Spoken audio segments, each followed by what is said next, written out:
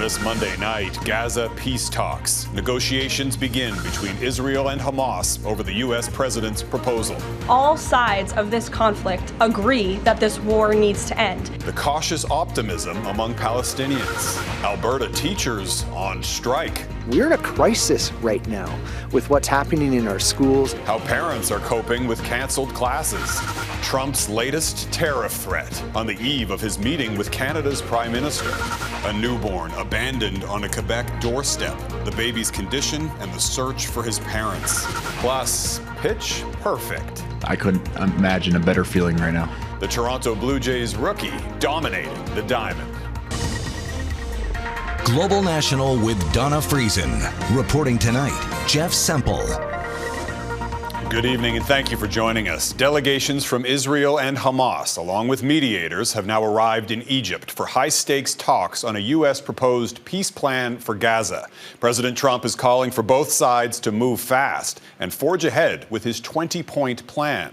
It includes the release of all remaining hostages held by Hamas in exchange for nearly 2,000 Palestinians in Israeli prisons. Hamas must fully disarm, and Israel must agree to a complete withdrawal from Gaza.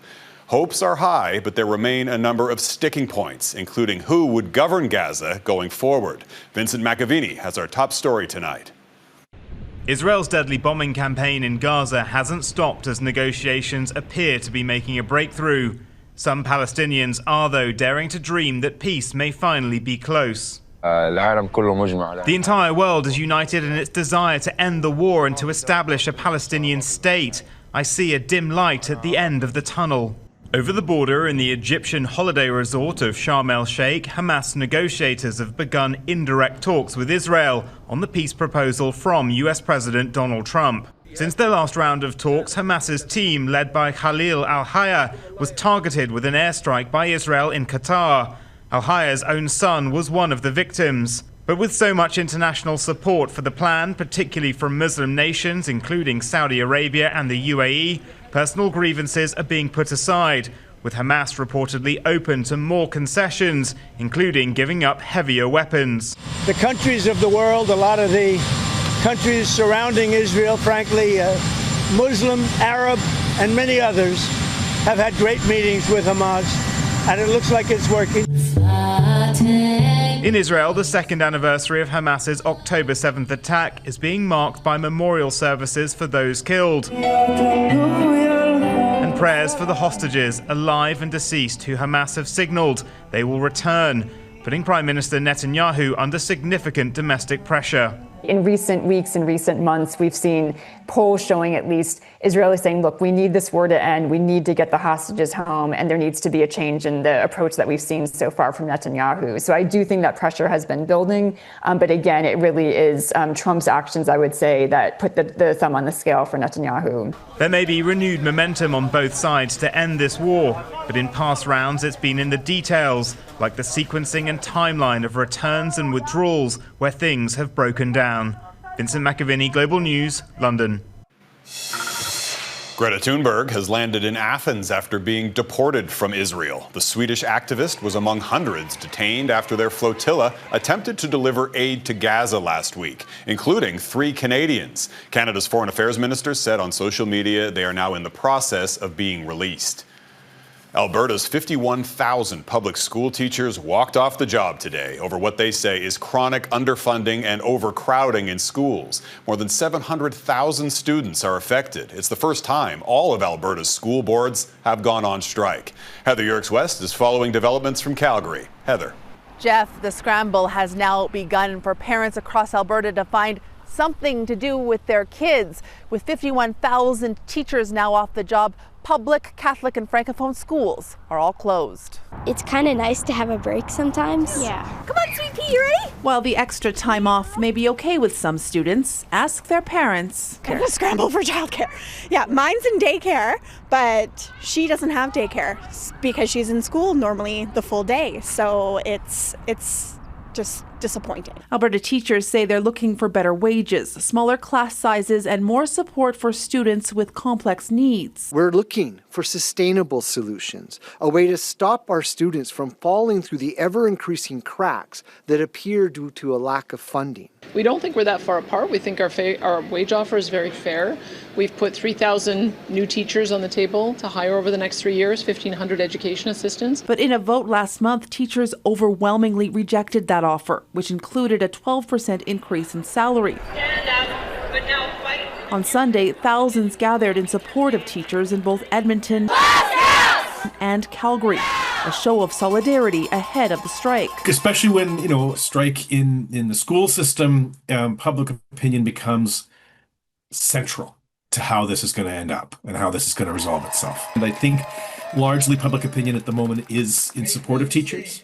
And I think in large part it's because parents can see what's happening in the classroom. And where does your support lie at this point? I'm with the teachers. Our family agree that the government should have higher more pay to teachers. I really support them and why they're doing this. Both sides would like this strike to be a short one, but those watching this dispute are warning parents this job action could last a couple of weeks or more. Jeff? All right, Heather Yerkes-West in Calgary. Thanks, Heather. The federal government is making a change to its calendar, announcing that moving forward, it will release the budget in the fall instead of the spring, several months before the start of Ottawa's fiscal year. And it's also going to provide more opportunities to align with the budgets, with the construction seasons, making sure, we need to build more in this country. The Liberal government will introduce this year's budget on November the 4th and provide a fiscal update in the spring. The parliamentary budget officer predicts this budget will see the federal deficit rise to nearly $70 billion. Hoping for some tariff relief, the Prime Minister is in Washington tonight, preparing for his face-to-face meeting tomorrow with the U.S. President. Donald Trump invited Mark Carney to the White House, but ahead of their meeting, the President has announced more tariffs on truck imports. Global's Mackenzie Gray is traveling with the Prime Minister. Mac. Even before the Prime Minister touched down here in Washington, Jeff, the President knew why Mark Carney is coming to the Oval Office. I think he's coming probably to talk about tariffs because a lot of companies are leaving Canada to come into the U.S. But getting the president to change his signature economic policy seems like a long shot. Canadian sources telling Global News nothing was agreed to between Canadian and U.S. officials in advance of the Trump-Carney meeting, meaning if there's any tariff movement, it would be negotiated in the Oval Office. Government officials have floated the possibility of a breakthrough on steel, but two sources with direct knowledge of negotiations believe that's unlikely, thanks to the administration's fervent desire to increase domestic steel capacity at the cost of old alliances. It seems like he's given more love to China and Russia than he is his closest ally in the entire world. So hopefully this meeting we can move forward and let's see what comes from it. The latest sign Trump won't back down on tariffs, a new threat of a 25% levy on some heavy-duty trucks starting November 1st.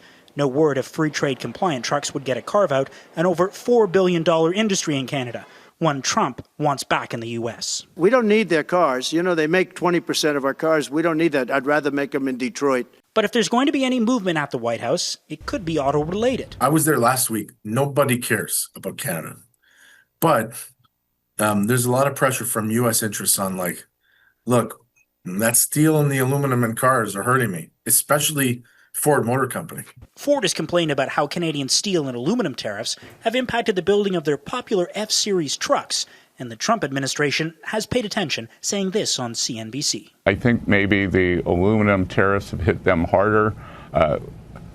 We will be negotiating with Canada on those. An Oval Office meeting does come with some serious political risks. Trump could revive the 51st state talk or attack Carney, like he's done with other world leaders, Jeff. But the Liberals believe putting the political focus on the Canada-U.S. file is beneficial for them compared to domestic issues like crime and immigration, where polls show the Conservatives have an advantage. Mackenzie Gray in Washington. Thanks, Mac. President Trump's plans to deploy the military into American cities are running into legal trouble. In Oregon, a federal judge once again blocked Trump's attempt to send the National Guard to Portland. And now the state of Illinois is suing the president for deploying troops to Chicago. Jackson Proskow reports on the legal pushback. As skirmishes continue between federal immigration agents and protesters in Portland, an even bigger battle is brewing in Washington over how far President Donald Trump can go to deploy troops in American cities. The struggle that's taking place right now is between the lawful exercise of power versus the unlawful exercise of street violence in the form of domestic terrorism. But the president's most recent attempts to deploy the National Guard have run up against the courts after a Trump-appointed judge ruled there was no proof military help was necessary in Portland and blocked deployment of the troops. We have to save something else because I think that's all insurrection. I really think that's really criminal insurrection. The administration's pretexts for militarizing U.S. cities are so outlandish that even judges the president himself appointed can't stomach it. In Chicago, where Trump has also threatened to deploy troops to support immigration raids, the governor of Illinois launched his own legal challenge. There is no invasion here. There is no insurrection here. It's the president's increasingly political use of the military that's raising concern. Listen to what he said Sunday in front of a crowd of cheering Navy sailors. We have to take care of this little gnat that's on our shoulder called the Democrats. It is disturbing. This is very contrary to the history in the United States of keeping the military above politics, out of politics. But not anymore. Trump and his allies now claim to be fighting what they allege is a domestic terrorist network. Because you're choosing not to see what's right in front of your face. Openly testing the limits of presidential power for use on American streets. Jackson Proskow, Global News, Washington. The Nobel Prize in Medicine has been awarded to 3 scientists for their groundbreaking work on the immune system.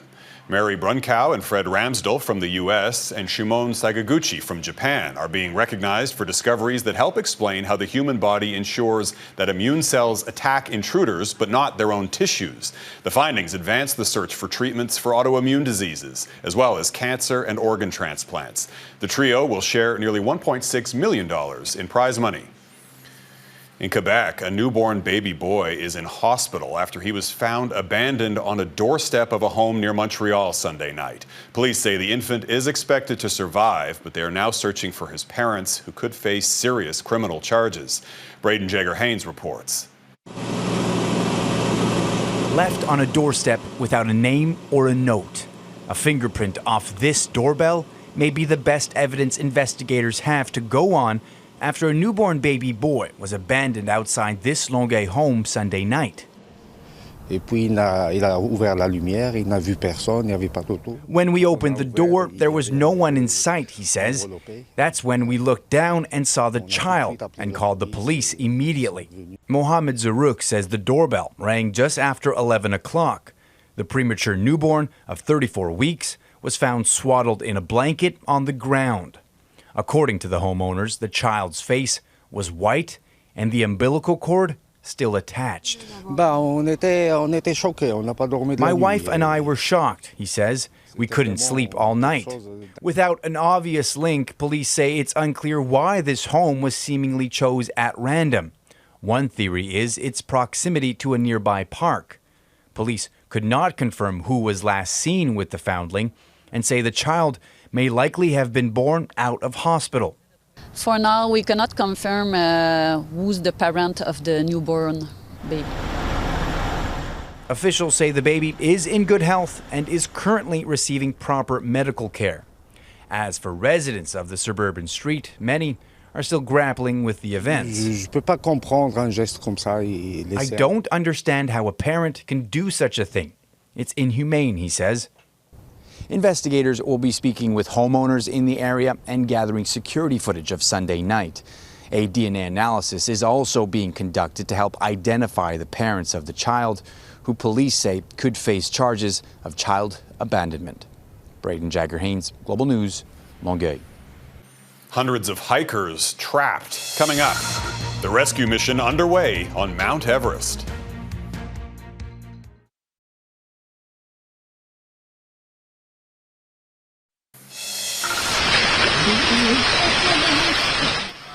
In northeastern India, rescue crews are now searching for the missing after torrential downpours triggered floods and landslides on Sunday. More than 20 people have died as extreme rains swept away homes and wiped out multiple bridges. That same weather system also wreaked havoc on neighboring Nepal over the weekend, killing at least 44 people there. Extreme weather has also hit the world's highest peak. A surprise snowstorm stranded around 200 hikers on the Tibet side of Mount Everest. Officials say they are in contact with those hikers. 350 others have already been rescued. Mike Armstrong explains how the climbers were caught off guard. This wasn't the trip they expected. Early October is high season for hikers in the Himalayas. The weather's usually good. But a lesson the mountaineering world is learning more and more often is that weather is less and less predictable. That's becoming far more tricky all over the world, in all mountain ranges. And obviously the Everest region is no exception to that. On the Tibet side of Everest, the snow started Friday and went into Saturday. It was up to a meter deep in places, enough to bury tents and make movement on the mountain, up or down, impossible. Several hundred people were stranded. Local villagers and rescue crews then worked to clear a route through the snow. Media reports show some people being carried to safety Sunday, but about 200 are still stuck higher up. Now, they aren't summit climbers. Most are hikers headed for the Tibetan base camp area. But to access the mountain, they would have some experience and proper gear. I would say it's very much just a waiting game to ensure that they're that while they're waiting, they do so in a safe area where the avalanche risk is low. Now, the same storm did claim a life on the Nepal side of the Himalayas. A South Korean climber was killed. The guide was rescued, but the climber's body was recovered Monday by helicopter. Mike Armstrong, Global News, Montreal. Still ahead, Giselle Pelicot returns to court to face one of her rapists.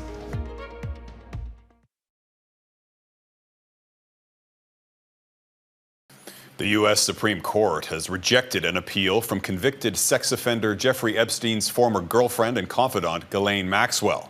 The justices declined to hear the British socialite's bid to overturn her 20-year prison sentence. She was found guilty for her role in recruiting teenage girls to have sex with Epstein. A presidential pardon is now the only path for Maxwell to avoid serving her sentence. And Giselle Pelicot was greeted with applause as she returned to a French court today. She waived her right to anonymity to face the only man appealing his conviction in her mass rape case. He was sentenced to 9 years, but says he didn't know Pelicot didn't give her consent.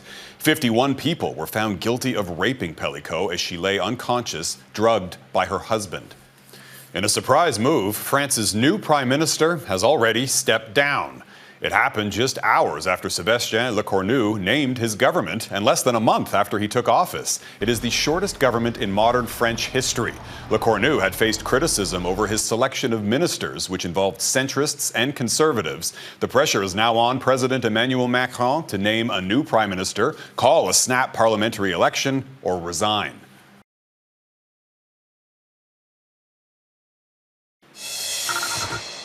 It's the news hockey fans have been waiting to hear, though whether it's good news or bad news probably depends on where you live. NHL superstar Connor McDavid has re-signed with the Edmonton Oilers. The 2-year, $25 million deal is a shorter contract for less money than some expected, giving the Oilers another solid shot at Lord Stanley's Cup after falling just short in the final round the past 2 years. Well, if you didn't know his name before, you probably do now. Trey Yesavage is the talk of Toronto. The 22-year-old rookie pitcher has given the Blue Jays their best shot at advancing in the postseason in years. Yesavage dominated on the diamond, helping the Jays crush the Yankees in Game 2 of the American League Division Series. Eric Sorensen looks at the performance that Jays fans won't soon forget. Against the very first batter, Trey Yesavage showed why the Blue Jays were willing to trust a 22-year-old with just 3 previous Major League appearances. Yesavage just kept mowing down batters. In the first 15 Yankee outs, 11 were strikeouts. His manager could hardly describe it. Man, tough to put into words, you know. Kid started in A-ball. this year. In fact, Savage spent most of the year in the minor leagues, but in the spotlight against the vaunted Yankees, his parents watching, it was a dream come true when he came out of the game. This has got to be cloud nine. I mean, I couldn't imagine a better feeling right now. But how does he do it? He's 6'4" with an unusually high release point that brings his pitches downhill at a sharper angle than batters are used to. It starts with that high arm angle, plus Savage throws a fastball that stays up around 94 miles an hour. Baseball is not metric yet. And from that same high point, he throws a split-fingered pitch. Less spin, more gravitational pull, drops to 84 miles an hour as the ball sinks dramatically. Splitter you're talking about. Savage has shown off the grip, even if he doesn't quite get the physics. I don't know how it works, but it just works for me. The Yankees manager says his players had no answer for what Savage was throwing. Nasty stuff. I mean, that split is, unlike much you ever run into. The Blue Jays' bats are also on fire right now, and they have a secret weapon this time of year, a fan base that stretches across the country and is almost delirious about their team and its new pitcher. I blacked out a little. Let's go! It was the most exciting game I've ever been to. It's something I've never felt before. The energy and the passion that this fan base has, they're the reason I had so much juice and life in me, and I thank them for it. And if the Jays keep winning, fans should get another chance to see Trey Savage and what he can do for an encore. Eric Sorensen, Global News, Toronto. And that is Global National for this Monday night. I'm Jeff Semple. Tonight's Your Canada showcases a bunny sculpture in Kingston, Ontario, the Assiniboine Forest in Winnipeg, and a very patriotic pile of leaves in Surrey, BC. Thanks for watching. Hope you'll join us again tomorrow. Have a great night.